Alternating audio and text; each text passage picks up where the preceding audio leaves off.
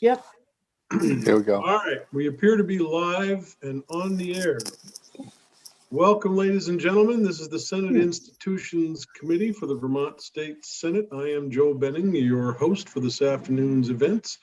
We have Senator Ingalls from Essex Orleans, Senator Parent from Franklin County, Senator McCormick from Windsor County, and Senator Mazza from Grand Isle County. Today's topic will be on your spreadsheet. It is section 9. And more specifically, I believe we start at line item 101, where the commissioner is back with us from Forest Parks and Recreation. Michael, welcome back. We're going to talk about this section. I understand we're going to talk about maintenance, rustic cabin construction program, Gifford Woods, Groton Forest Park. Let me flip the page. And that you and Deputy Commissioner Spaulding are going to be giving us some lowdown on all of those projects. This being Friday afternoon, we would appreciate the conversation, but I have 4 commissioners here who would love to get home as early as possible, although they probably are already home. But maybe they got other things to do on Friday, who knows? Anyway, welcome. Michael wants money, he's going to keep it short. Yes, thank you, Senator Benning, and greetings all. Nice to be with you again. For the record, Michael Snyder, Commissioner, Forest Parks and Recreation. And along with me, although I am sure Frank appreciates the major upgrade, Mr. Chair, he's not our Deputy Commissioner. I feel it's important to point out. He is our very important, nonetheless, Parks Projects Coordinator and plays a really big role in managing our infrastructure and our capital program. So Frank is here to assist as may be needed, depending on how weedy you want to get. I'm sorry you just got semi-demoted there, Frank, because I was reading from a 3-page document, and the way I had it folded over, I was actually looking at Morning Fox, who's a deputy commissioner. That line was actually under your name as it appeared on my series of documents, but it was a different page. Sorry. It was good while it lasted. Thank you, though. Well, I hope you got a pay grade increase. That's right. That's right. You crushed it, Frank. You were It's all awesome. good. Thank you. So again, thanks. And I'm prepared to just explain, I certainly can walk through the details of these lines in the capital bill. The governor's recommend in a couple of different places. And, you know, the big one being our major maintenance line. That's your line 101 here. So maybe I just start with a little bit of background that most of you have heard before. You do have a couple of new members. And so I'd like to just kind of give a little context to the capital program at FPR and, you know, what we do with it, how we approach it, and what it does. So it is heavy to parks, state parks, the infrastructure of state parks, but it's not exclusively used in parks. We do use some capital appropriation for state forest infrastructure as well. But from here on, it'll be heavy to parks. And that's because the parks are a significant enterprise, as I like to say, a complex business enterprise within state government, which includes significant infrastructure. The third biggest owner of building space in state government, and BGS and VTrans, we have some 55 developed state parks. That means with facilities, campgrounds, beaches, bath facilities, et cetera. So 55 state parks developed, 1,100 structures in the mix, nearly 600,000 square feet of space that under our care, 200 water and wastewater systems, 40 miles, over almost 50 miles of underground piping associated with that. You know, people don't know it's there, and that's good, but it contributes to the visitor experience in our developed parks, and it's complicated. And then several hundred miles of roads for access and recreational access, forest management access, emergency access. So that's the big picture. We have a complex enterprise with a lot of infrastructure. Another piece of this story is that mostly it was developed in 2 pulses in our history. One, well back in the CCC era in the 30s, the origins, and then once again in the late 50s, really in the 60s, another pulse of activity. The point there is that this infrastructure has been around a while. It's historic in both cases, it's old. And it also is important to recognize, I think, that things have changed. They were designed for the visiting public in the 30s. in perhaps one of the darkest times in our history, but played a really important role. So that's what we've inherited and we try to take care of. And our capital program is largely based on doing that and recognizing that over the last 10 years, we've had a 40% increase in visitation. We now welcome over 1 million visitors a year. That's just the counted visitors to the day use and overnight areas from mid-May to Indigenous Peoples Day. The parks, we allow access. They're not operated or staffed through the winter, but there's continues to be visitation. And so that visitation increase is good. There's $90 million of related spending to that visitation in local communities throughout the state. And that's all to the good. And it's been part of the goal is to grow visitation for the benefits it does provide. But it comes with some growing pains and pressures. As we expand use and diversify that use, we have to keep up with that as well. So the point is we have a significant infrastructure and it requires care and feeding. It requires rehabilitation, in some cases replacement, and it requires modernization as we keep pace with the times of the visiting public and environmental concerns, energy concerns, et cetera. So that's how that's why we've had this capital program. And you're familiar with it, and most of you that we also don't have kind of line by line for, this amount for this number of doorknobs or this amount for shingles. We have a capital allocation that we ask for some flexibility in how we deploy it, largely owing to the operating season of the parks, the nature of the vagaries and whims of the construction industry. We need to be able to plan and move things and be deft in our deployment of the capital fund. So instead, we come forward and share with you a proposal for every 2 years, for a range of projects across kind of 4 categories. They really span the scales of projects. So this would be smaller projects that replace some building components. Think roofs, electrical systems, finishes, fixtures. We do lots of those in each cycle, spread geographically around the state to attend to the care and upkeep and rehabilitation of these facilities. Then the second category would be wastewater repair. This is a health and safety first kind of thing. And so we have in each capital cycle a set of projects teed up that either are for emergency repairs of wastewater systems or preemptive repairs to avoid a shutdown during the operating system or some costly replacement. So small scale projects across the state, water repair. We do some small scale access road improvement with some of the capital. And then the big one is what we call large scale state infrastructure projects. Think about a total revisioning and replacement of day use facilities, bath facilities, the bigger projects. These are, tend to be large, big ticket items. They're complex projects, and they're all intended to kind of have an increase in visitation, responding to public demand, or to solve an operational problem and help us maybe reduce some expenditures in our operations by modernizing. So those are the kind of 4 categories through which we spread the money in each cycle. We try to do that around the state, putting out in the last cycle, $3.3 million to 120 some different contractors. That's a very important part of our story, I think, is that we put Vermonters to work with this money that then is an investment in recreational infrastructure that also pays off in visitation and revenue enhancement and reduced expenditures. So I hope that's a quick overview that gives some context to our program, how we use it. And I'm happy to now dive in with that background to the details of this year's request, starting with, you'll note, I think, that in our last cycle, which was 20 and 21, we had a total of $5.8 million allocated, thank you, which we are well along in spending down. And what we come forward here with our major maintenance line, the governor's recommend this time is $10.01 million, which is a significant increase. And you'd be right to say, why the big increase? This is in recognition of particularly through the pandemic, the spike in visitation to state parks and other recreational assets.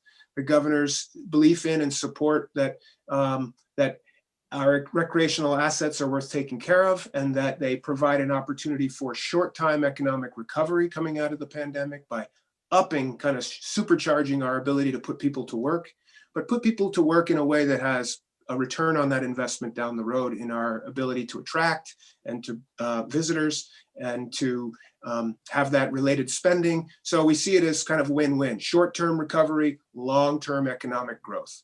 And Mike, can I just Sure. stop you for a second? For the benefit of those who are either new to the committee or watching live on YouTube who have never been through this process before, you made an initial calculation of how much money you would need. You then submitted that calculation to the governor, and then the governor made a recommendation which now appears in our spreadsheets that the House is currently dealing with in the capital bill. Is that all safe to say? I think that's exactly right. Okay, and as far as the amount that the governor recommended, is that more or less than what you had initially pitched to him? It's more, and we're thrilled. We started with, we don't begin with what we had in the last cycle as base funding. We think of it as we need to come forward every year, show how we spent it, what came of it, and make a legitimate request based on our recapitalization plans for our infrastructure that we put forward. So we don't start with, well, we got 3 point, something last time, we'll ask for that again. We look at the backing up, $280 million, I think, is the overall replacement value of our assets in the park system. And if you kind of think about that strategically, that would, in order to keep up with that recapitalization, that's $7 million a year. We haven't had that. And so accordingly, we do pretty well, and we are super grateful. But we are able to spend, and we have this long running list across those 4 categories of projects that are in the queue. A few years ago, you may recall, we took one for the team and backed off so that capital funds could be redirected to the Irene recovery of the Waterbury State Complex. And that kind of thing we're proud to do and make a switch, but it kind of puts some projects back on the list. Needs continue. So in other words, we start with that basic idea. What do we have? We came forward and actually made our request that was more than what we had received last year, our original request, and made a case. And the response was, I think, which we're thrilled about, is the governor said, let's invest more in the recreational assets because of that, the time we're in, the importance of the parks during the pandemic, and our ability to move money out the door, put people to work, and then build on this. So that's the full story there. The final lesson of that is that the governor appreciates our people more than you do. Is that what it is? Senator Mazza has a question. Yes, I want to thank Mike. Under his leadership, he's done a tremendous job with the parks. I represent an area with a lot of parks, state parks, Sandbar, one of the biggest ones, and North Hero, and even the North Hero Park. They work with the community, and the community works with them together to have different events there, musical events, and they work together. And it's just a great relationship for the amount of tourists they bring into the area. And like he said, most of those parks have gigantic septic systems and water systems, and boy, when they fail, you got some serious problems there. But I can tell you what a good neighbor they are. They work well with the communities, and I've never had a call that the cooperation was the greatest. And like I say, I have quite a few state parks in my district, but they've done a great job, and I'm glad to see the governor came forward this year with it's been badly needed for all the years that I've been on this committee. They've always thankful that in middle of season, middle of summer, the septic system don't explode or something happens, and it's very costly. But that's all I have to say. Thank you. Well, thank you, Senator Mazza. I appreciate that very much, especially your comments about our relationship with our host communities. We take that very seriously. We see these as they're state assets, but they're also local assets, and really important that way. And we want to be creative in how we use them locally in a way that works for our visitors and to add value locally. So very much appreciate that and your support. Okay. So that's the big picture, and that's a kind of an overview of the major maintenance line on 101. I'd be excited to share that the governor, you'll see on, I guess it's your line 102, the rustic cabin program, where some of you will be familiar. You helped, the governor suggested some an injection of some support there last time around. and has come forward again this time to say, let's do even more. The point here is, so backing up, the rustic cabins are part of our overnight offerings. We have tent sites, lean-to sites. Now we have cabins. We also have some cottages. Cabins are four-sided, simple structures, no plumbing, no heating, but they do have electricity. They have a little porch. They have inside a futon, a table, some chairs, bunk beds, and each of them comes also with a fire ring and a picnic table like any campsite. They're just enclosed, and they are very popular. As demographics change, perhaps the boomer generation is not so interested in sleeping on the ground anymore. These are very, very popular. We've built 40 some of them now, and they also, turns out, they have a better rate. They have a higher occupancy rate, and they have a higher rate of return for us. So the governor's no dummy, and he saw it. We gave a tour, we showed, he was very intrigued, and he's saying, that's a smart investment. Keep up with the changing demands and do it in a way that's revenue positive and smart. So he's proposed here $1 million, $500,000 in each half of the biennium for us to accelerate the rustic cabin program, essentially build more cabins. And so we would do so. We have a systematic approach that we look at each park and we try first for what we might call underperforming tent sites, the tent sites that people don't tend to book.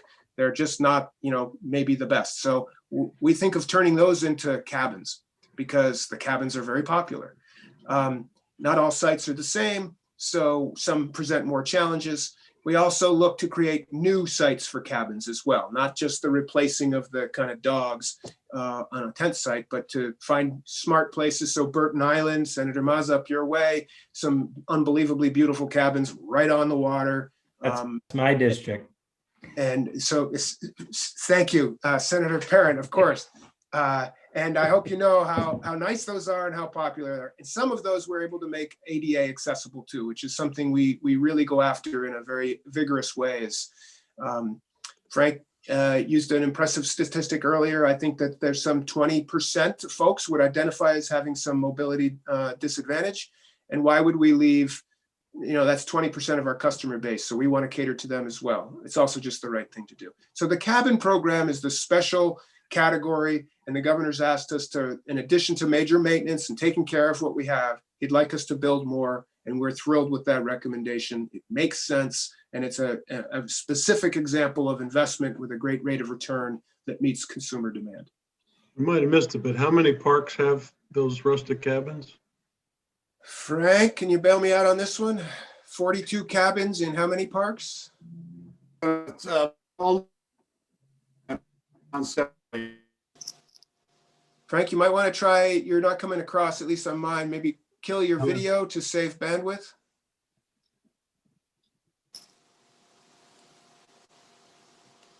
Sorry, Senators. No problem. Okay, we're used to technical difficulties. What do you get a night for one of those cabins? It varies based on, some of them are on prime sites and some are so I think we have a tiered structure, but it's $56, I think, is the average rate for a cabin rental.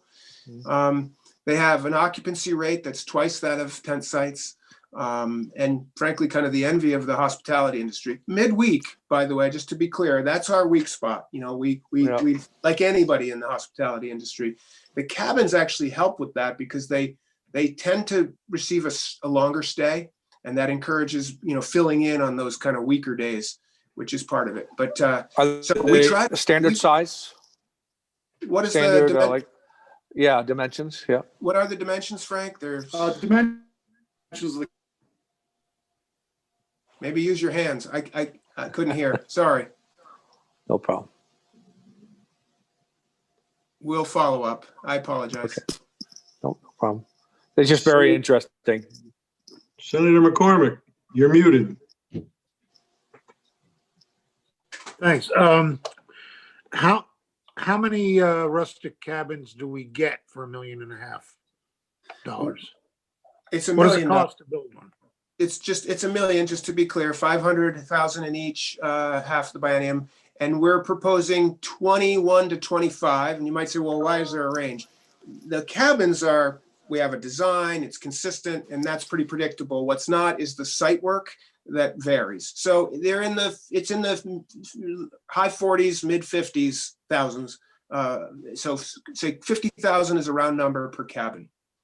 They're 14 by 14 interior, and they have a 7-foot porch. And it costs $50,000 to build? Yeah, in that range. It's gone up. They were a little less. It goes with construction trends, but also there's a little variety based on, I'm not sure it came across, site work. The structure itself is repeatable and a good design, and we got that pretty locked in, but the price varies. With some require some finesse work to put the thing in the site. But so we're looking at somewhere from 20 to 21 to 25 is what we think we would build as new cabins. Significant increase over our current portfolio.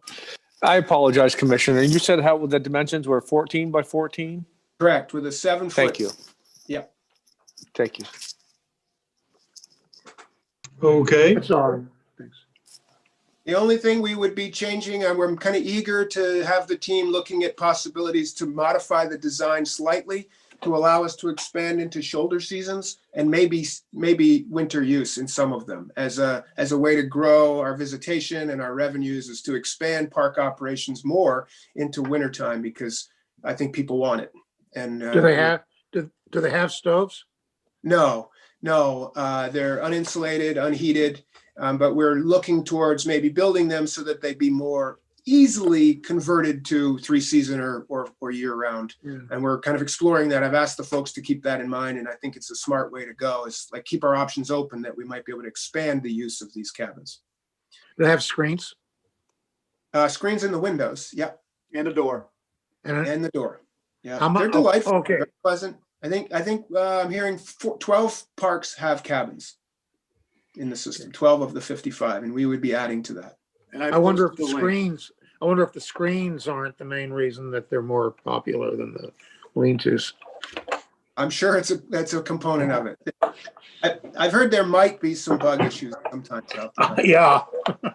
so committee, if you want to learn a little bit more about all of this conversation, Frank has posted in the chat room a website you can go and visit and find out some more. Thank you. Okay, let's move on. So also, we've got a line in here, that would be 104, that proposes $480,000 capital funds for the Gifford Woods State Park and the Groton State Forest constellation of parks, the maintenance shops, which is what we colloquially call them. And I hope that you'll understand they are so much more than, say, a wood shop. These are the operation nerve centers for a whole region of parks. So in the case of the Gifford Woods State Park, Killington, it's serving, I think, 18 parks in the region. And it's a place where the maintenance team, our tradespeople, professionals on staff that maintain and open up and service our facilities, they're based there. They make renovations and repairs. They supply the parks. So these are really important kind of nerve centers for the operations and maintenance of the parks. And these two in particular, in these two districts, these two parks regions, they're both in pretty tough shape, frankly. And so we've proposed this as put them on the list, as these are pretty big ticket items, and we need to start dealing with them for safety of our staff and their viable and their modern operations. So what we have here is those are multi-million-dollar projects, and we would suggest that we need to get to those. What you have here is a request for a recommendation for $480,000 that will allow us to complete the planning and permitting for the two, and have some economies and some efficiency by doing them both that have a shared design. So one design that would basically fit both, to help us get to the next level, so that perhaps we come back in the next biennium and say, all right, we have a good plan. It makes sense. Here's what we would propose. Now we need the capital to support the project itself. So that's what this line is to help us move towards the replacement of those historic and facilities that are, I don't want to carry on about it, but they're in tough shape, and they're in some cases they're not safe workspaces, and we've had to make expenses to kind of cover for that and do other things and make up for it. So we're eager to get to those. Grateful for this opportunity as a smart way, a stepwise way to get there. It also includes some funds that will allow us to stabilize the roof on the historic CCC barn in the Groton complex, because we just don't want to lose it, and we need to stabilize it. And this will allow us to do that as part of the taking stock of the two facilities and making a plan for modernizing and replacing them. Is that in the town of Groton? Yes. Well, it's important we send lots of money to Caledonia County, so that's very important. Yes, and Groton is a very important community. I mean, when you consider the extent we probably own more than half of the land in that town. That's significant, and we want to make sure we get it right. It's how we relate there and what we provide. Okay, Gerald Morris, all right. Yeah, but other than the roof stabilization, this request is basically for planning purposes? Planning, permitting, design for the facilities, yes. In my next life, I want to come back as one of these planning I guys. know, That's where all the money this is where the money is, $500,000. Yep. Well, I seem to have lost Frank, but Frank might be able to put some color on that if he joins us back. That's a real number, and perhaps I'm not doing it justice in explaining why it needs to be that, but I know Frank can. That's his business. If it's 10%, that's about a $5 million project. Then. That's right, and that's you got it, Senator Mazza. I think that's actually where we come with it. That's the round figure that we'd be looking at, and I think that percentage is what this is based on. Do you know what town Frank happens to live in? Waterbury. Oh, I thought they had better IT systems there. They Maybe tore up not. the streets. They tore up the streets, and everything got messed up. Could have been that flood. Good. All right, Michael, I don't know if you have Got a anything couple else on that other- subject. Sure, go ahead. There's a couple others that kind of move out of the direct state parks, recreational infrastructure and asset, management. We've got the some assistance for our compliance with the 3-acre stormwater rule. Because we have all that surface area of built structures and all, we have to comply with the 3-acre stormwater rule. We are subject to that like anyone else, like shorelands. We want to model best practices. So we need to be in compliance, and it's a big ticket item for us to do so. So we have, there's a line in here, 103, 107,000 in the first and 222,000 in the second for our necessary modifications for 3-acre stormwater compliance. And we'd be grateful for that because we need to be in compliance, and I don't know how we could do so without the funding. There's also will show up again elsewhere under clean water. I think that's section 10 in the capital bill, where we would be applying some of that clean water capital money for forest access and parks access roads, water quality improvements, and that's elsewhere in the bill. I don't know if you're able to give us this information, but from a beginner's perspective, could you talk about that particular item? I'm curious to know what it covers, to let people know what's out there and is potentially available. So what we would be using the clean water funds to make sure that our 600 miles of forest roads are up to speed with respect to water quality, aquatic habitat quality, and safety of the traveling public. And with increased use and pressures, road systems that are historic and not necessarily built to modern standards, there's a lot out there that we need to attend to. And so tapping into some of the clean water funding that exists, we would deploy it that way systematically. We have an assessment program and this is about upgrading undersized culverts to become bridges that require less maintenance and are safer and better. So those kind of upgrades, surfacing, ditching, culverts, bridges, et cetera, through our, again, significant 600 miles of roads that we have to care for. And this is us trying to do our part. It's legit and significant to make sure that they're, within the water quality standards and demonstrating best practices. Okay. Anything else you wanted to talk about? Well, we have Frank back, and I want to make sure I'm responsive to your questions. So Frank, Senator Mazza was commenting on, he's thinking of moving into project design because it looks like that's where all the money's at. So when I'm referencing $480,000 of capital for permitting, design, and planning for Groton and Gifford Woods maintenance facilities, is that 10% of a price tag that's 5 million? Is it simple as that? I thought maybe you could put some color or give a little bit more comfort to that kind of money going to planning. Right, Oh boy, we have Frank, but we don't have his voice. He figured that out today. Yeah, it could be I'm sorry. selective IT obstacle. I don't think so. Frank's not afraid of this one. I'm sure he'd much rather be able to share his information with you. I'm sorry. We'll That's put something okay. together and shoot you a follow-up to make sure you. So have you gone to the House already with this pitch? We have, yeah. Did you get any feedback as to what they're thinking about this, since the governor's recommend was actually higher than your original pitch?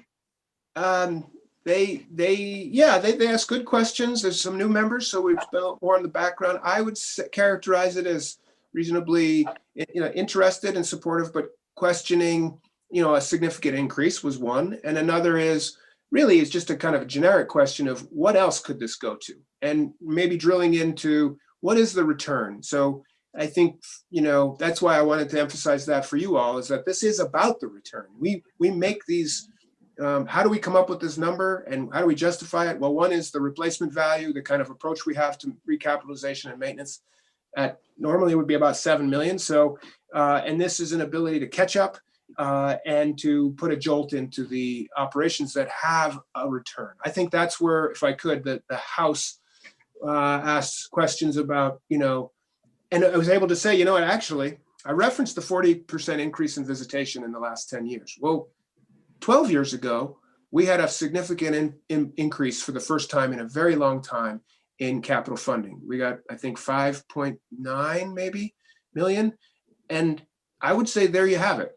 For the first time in a really long time, we put a significant push into capital improvements. And now we're seeing the response is a 40% increase in visitation, going from, just over 500,000 to over 1 million. And the related spending that comes with that to, say, Senator Mazza's store. So that's the response that we're talking about. You invest and you see a response. We have a goal to continue to increase visitation in a way that makes sense for the size and capacity of the park, the local community. We've added to the portfolio, so it's growing. And I think that's what their focus was on, and I think we addressed it well, frankly. I have an access area across the street from my store, fishing access area. And that place is mobbed all summer long. There's a lot of money that comes from different states, anywhere to, and they spend money. I'll tell you, they spend a lot of money in the whole community, from gasoline to groceries to alcohol. And that place is jammed. You can't get a parking space there on weekends. It's And it really adds up. Yeah. Frank, one more go at this. I will try. Can you hear me? Yes. So far. Wait, really quickly, Senator Mazza, we have developed conceptual designs already for these properties. We've engaged with E.H. Danson from up in St. J, an architecture firm to help to do the program scoping and develop conceptual designs. And so we're just simply ready to take these to the next step of design development and construction drawings. We've done preliminary site testing. We know what the site's going to tolerate for these structures. Like the commissioner said, these new facilities are very similar in terms of program and performance. So this estimate to get us through to construction drawings was actually, we arrived at this estimate with the architect that's already on contract to make sure we had enough funds to take us through the construction documents for the Gifford facility, most definitely, and the new facility at Groton, and also to cover the stabilization effort at the CCC barn in Groton. The key there is, you mentioned a consulting firm in St. Johnsbury, and I think that made a big difference for the chair because it happens to be, I think, his district. Call me crazy, but I think that's Sold me. Yeah, that was good. That worked. Thank you. Well, I had another question and I forgot what it was. You've been through the house with the initial pitch. You didn't hear Alice Emmons like scraping her pencil across the paper and shredding it? No, sir. And in fairness, they did not cover the 3-acre stormwater or the clean water provisions, just the parks, infrastructure, cabins, and the Groton and Gifford Woods requests. Yep. So they're going to have us back to talk about clean water and 3-acre stormwater. So last year I had been told by the treasurer that we were going to have about $20 million less to play with in our budget this year. And I was telling everybody who came in, be forewarned, we're going to be in a much tighter position next year. I heard it. While we're level funded and that's sort of a tight position, it's certainly not what I was thinking it was going to be. And I'm having to backpedal with most people now and say, oops, my bad. But that's, wait a minute, Joe, that's federal money that's filling a lot of holes elsewhere. This is what's happening. And that's a perfect example of how we can justify this, because it wouldn't normally happen unless we got, 1.2 billion here a while ago, and there's going to be more money coming. So Yep.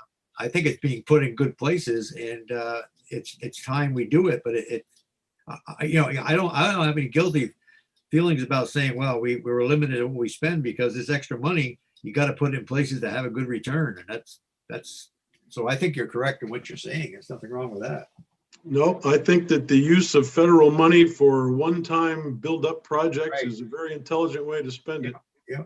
In comparison to new programs that bring in new faces to the payroll, we end up having to sustain on the other side of the absence of that federal money. In any event, Michael, I wasn't sure how badly I had put the pressure on you last year to say you're going to be expecting a whole lot less. My bad. You're okay. So Well, thank you. And just so you know, I heard you, and Frank and others can attest. I went back to the team and said, as we're building our capital, you got to remember there's less here. We have to be really smart about what we're asking for and be ready to defend it. That we have this now, I would call historic opportunity to reinvest, is just thrilling and exciting. And I think, you look back, reference was made to the CCC era. This is potentially the third wave of intelligent, modernizing investment in our world-class state park system with multiple benefits. So, I mean, it's kind of exciting to see it in that historic frame that right now we have a chance to do what they did then that has paid off so well and pulled us through one of the darkest times in our country's history. And let's think of it that way. I don't think that's over dramatic. We're super proud of what we've done here during this pandemic, and it shows the ability. And I think this investment will pay off economically, in health and wellness benefits, and community togetherness. That's a heck of a nice package. Like putting money in the piggy bank right there. what did that say on the side? Corvette Bank? Is that what that said? Michael, I is it? think it's at Bank of Button Bay? Mazda. Is it Button Bay State Park? Yep.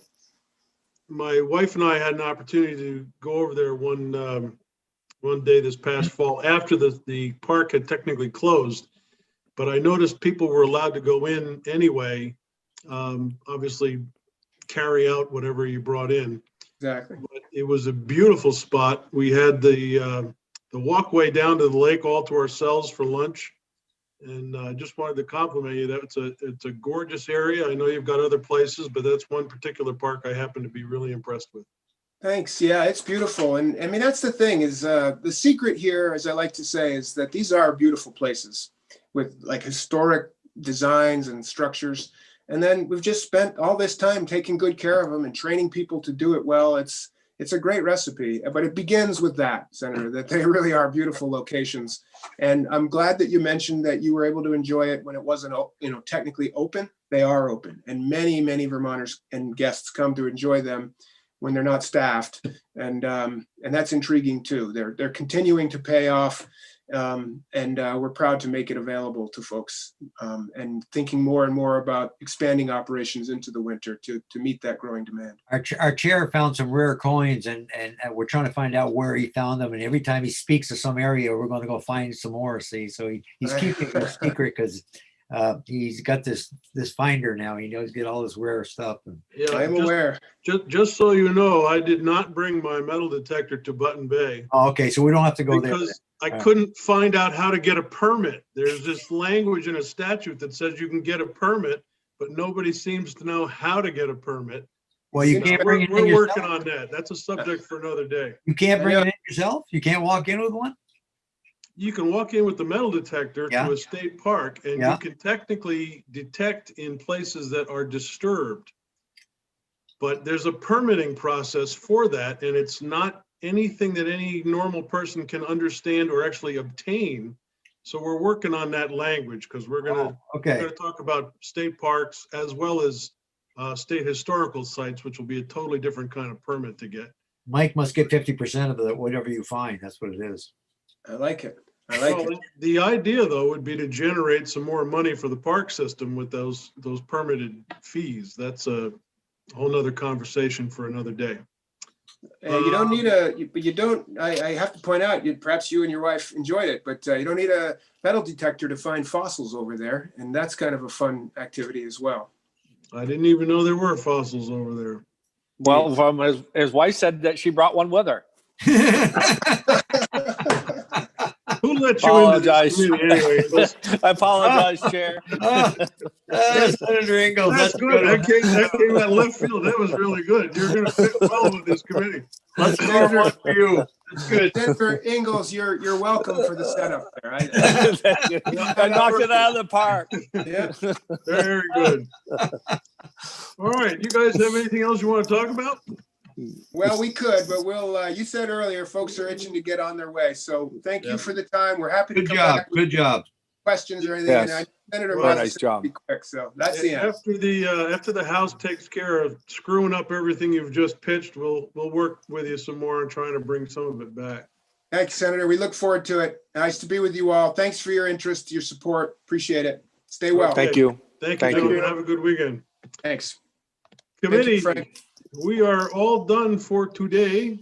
Oh, darn. I will wish you all a good weekend and have fun shoveling snow if you got it still falling. Well, that was very interesting. I'm glad there was. He does a we great talked about job with that park.